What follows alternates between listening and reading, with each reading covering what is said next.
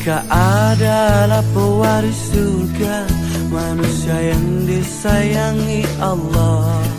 Alangkah indah bila hati mengenal tanda-tanda ada 7 di hidupnya. Yang pertama, orang yang beriman kepada Allah, iman di hati, mulut dan langkahnya. Yang kedua, orang yang menjauh dari segala perkara-perkara yang tiada guna. Yang ketiga, orang yang menunaikan zakatnya. Assalamualaikum warahmatullahi wabarakatuh. Alhamdulillahirabbil alamin. Alhamdulillahilladzi nahmaduhu wa nasta'inuhu wa nastaghfiruh wa na'udzu billahi min shururi anfusina wa min sayyiati a'malina. May yahdihillahu fala mudhillalah wa may yudlilhu fala hadiyalah.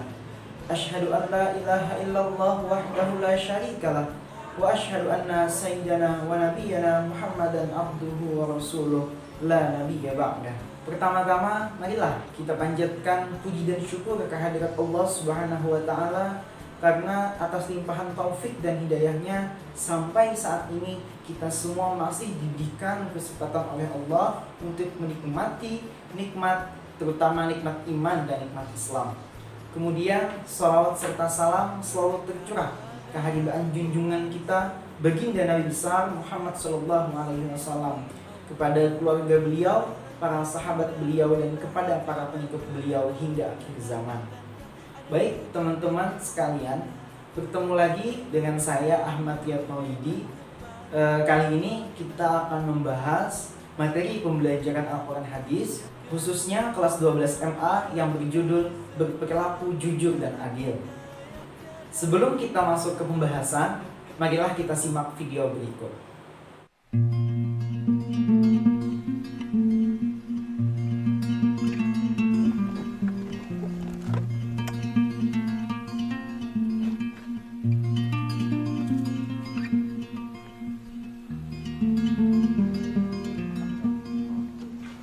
Anggaran untuk proyek ini sangat kecil sekali, Pak. Bahkan keuntungan kita kurang dari 10%. Bagaimana kalau kita bermain di bahan material? Tapi Pak, Bapak tenang saja. Biar saya yang mengurus anggaran bahan material.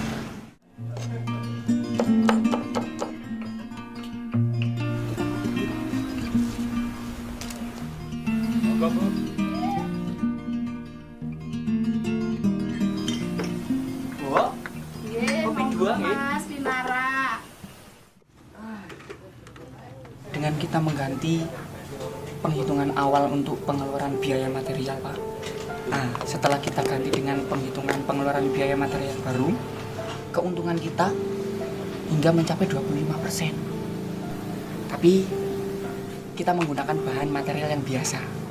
Dengan catatan, laporan untuk pengajuan bahan kita sesuai permintaan klien, Pak. Mas kopi.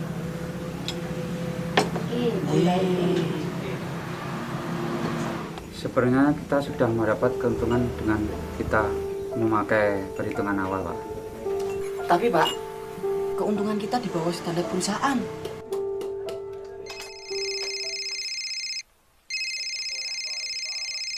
Selamat siang, Pak. Ya, Pak. Saya segera ke sana, Pak. Timbok.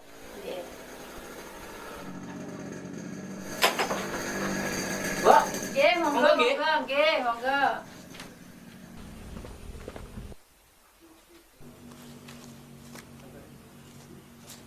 Pak. Kelebihan, Pak.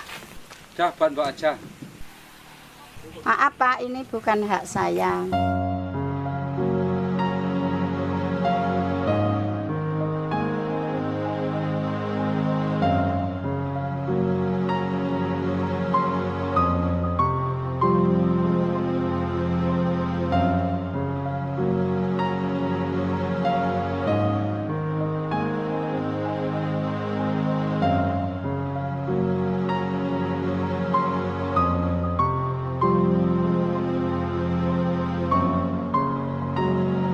Teman-teman sekalian, video tadi memperlihatkan kepada kita tentang pentingnya nilai kejujuran. Di situ pedagang kecil yang dia berjualan kopi, berjualan kue, intinya pedagang kecil, dia memiliki sifat jujur. Padahal uangnya tadi, jika dia tidak memberitahunya, mungkin bisa saja dia ambil. Tetapi karena dia memiliki tingkat kejujuran di dalam dirinya yang tinggi, maka dia kembalikan. Berbeda dengan kontraktor bangunan yang dengan wewenangnya, dengan kekuasaannya, dia bahkan ingin memiliki uang yang memang itu bukan haknya. Situlah pentingnya nilai kejujuran. Jadi nilai kejujuran itu bisa saja dimiliki oleh orang-orang yang kita lihat luarnya itu biasa saja, namun hatinya yang kaya. Itulah yang kaya sebenarnya. Kaya hatinya, kaya jiwanya, kaya dengan sifat-sifat terpuji. Teman-teman sekalian, mengenai sikap jujur dan adil ini, Allah Subhanahu wa taala berfirman dalam Al-Qur'an surah An-Nisa ayat 105. A'udzu billahi minasyaitonir rajim. Bismillahirrahmanirrahim. Inna anzalna ilaikal kitaba bil haqqi litahkuma bainan nasi bima arakallah wa la takun lil khainina khasima. Sesungguhnya kami telah menurunkan kepadamu kitab pembawa kebenaran, supaya kamu dapat mengadili manusia dengan apa yang diwahyukan oleh Allah kepadamu.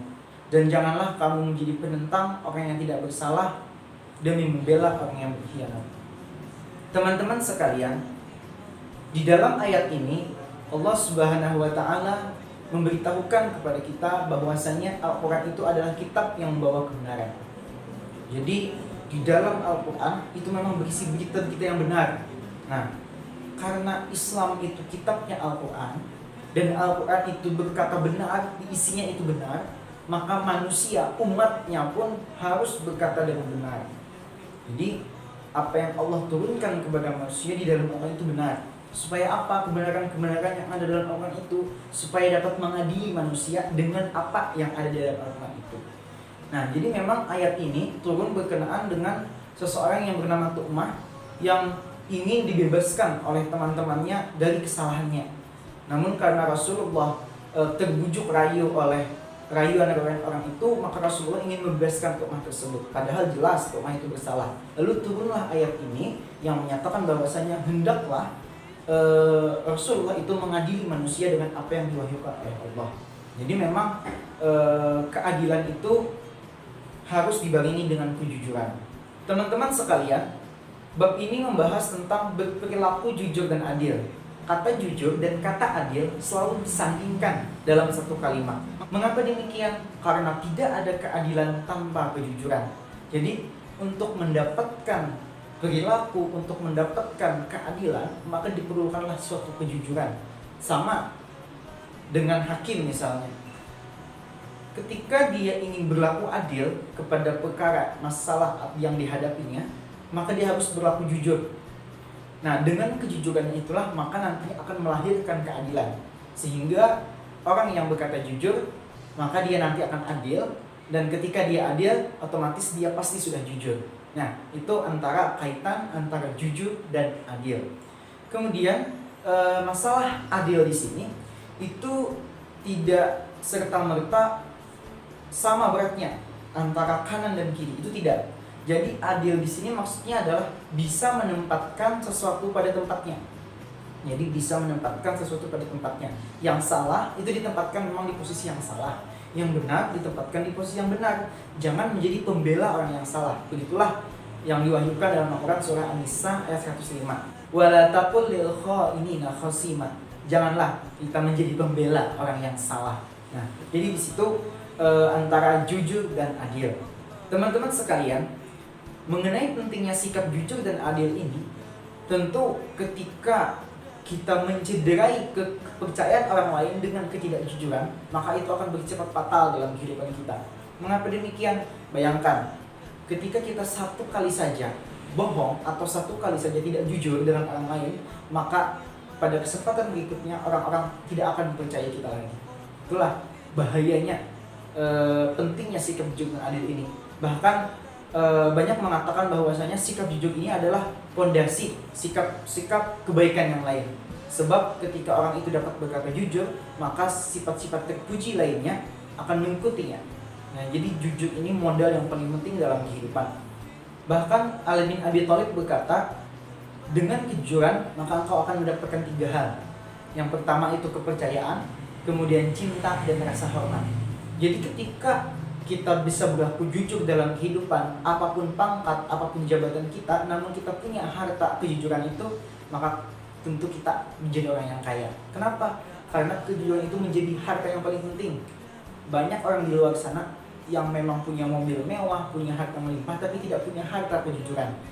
Lebih dihormati orang yang punya harta kejujuran daripada harta-harta di dunia ini. Sebab dia akan mendapatkan kepercayaan, mendapatkan cinta, dan mendapatkan kehormatan. Itulah modal, itulah sifat yang memang harus dimiliki oleh seseorang. Terlebih lagi kita sebagai pelajar, sebagai bangsa generasi muda yang memang dituntut untuk berlaku jujur pada setiap lini kehidupan. Terlebih lagi kita belajar Al-Quran hadis, Al-Quran yang memang mengajarkan kepada kita nilai-nilai kebenaran dan nilai-nilai kejujuran. Ditambah lagi Nabi Muhammad yang diutus oleh Allah, dan beliau terkenal dengan sifat yang sangat jujurnya, sehingga di masa mudanya beliau itu dijuluki dengan sebutan Al-Amin, dapat dipercaya. Itulah kejujuran yang dimiliki oleh seorang Rasul, sehingga tidak ada alasan bagi kita untuk tidak berlaku jujur. Sebab sudah banyak cerita-cerita, banyak contoh-contoh, banyak ibrah-ibrah atau pelajaran yang dapat kita ambil, baik itu pada kisah-kisah Nabi terdahulu ataupun hal-hal yang sudah kita lihat bersama, atau bahkan film tadi itu sudah mencontohkan kepada kita pentingnya sifat jujur dalam kehidupan.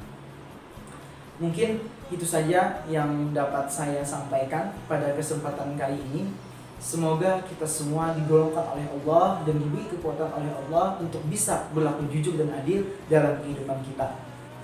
Ingat, kejujuran akan menyelamatkanmu meski kamu takut akan hal itu. Ali bin Abi Thalib. Demikian dari saya. Wallahul muwaffiq ila aqwamit thariq. Assalamualaikum warahmatullahi wabarakatuh. Dalam suci menyentuh kalbu berjuang, maju serentak membela kebenaran untuk negara, bangsa dan kemakmuran. Jujur dan adil tegakkan, jujur dan adil tegakkan.